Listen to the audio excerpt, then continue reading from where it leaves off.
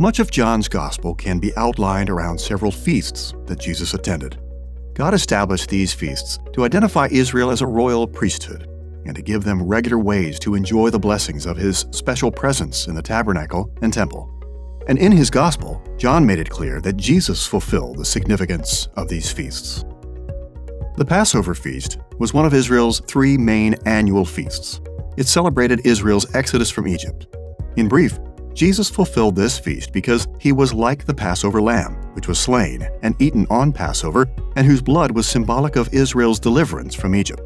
All four Gospel writers identified Jesus as the true Passover Lamb, but only John highlighted this fact by reporting the words of John the Baptist, who said, "Look, the Lamb of God, who takes away the sin of the world," in John chapter 1, verse 29.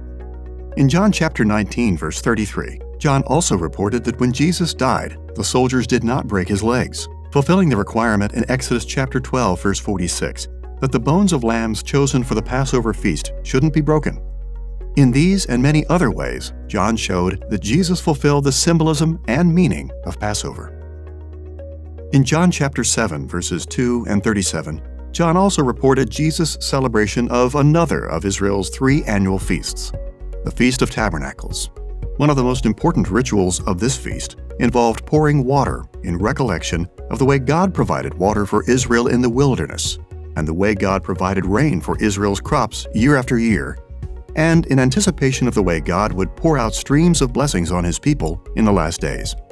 And John drew a strong connection between this ceremony and Jesus by pointing out that Jesus is the conduit of all the blessings God will pour out at the climax of history.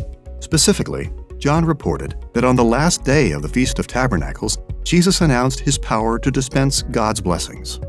Listen to what Jesus told the crowds in John chapter 7, verse 37. "If anyone is thirsty, let him come to me and drink."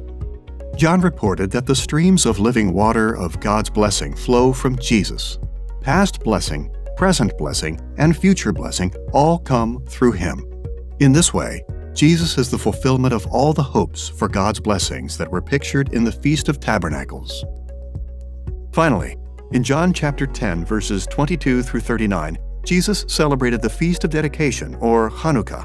The Feast of Dedication wasn't one of Israel's major feasts established in the Old Testament, but it was significant to Israel's life in the first century because it celebrated Israel's victory over its Greek oppressors in 165 BC, as well as the rededication of the altar and the temple that took place after this victory.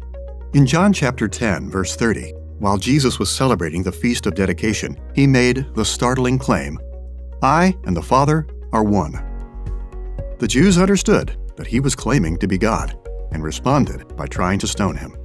Then Jesus defended Himself in John chapter 10, verse 36 by referring to Himself as the one whom the Father set apart.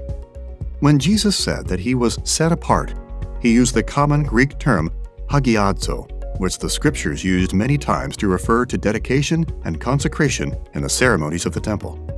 In this context, hagiadzo is nearly synonymous with the Greek term ekainia, the word translated dedication in the expression feast of dedication.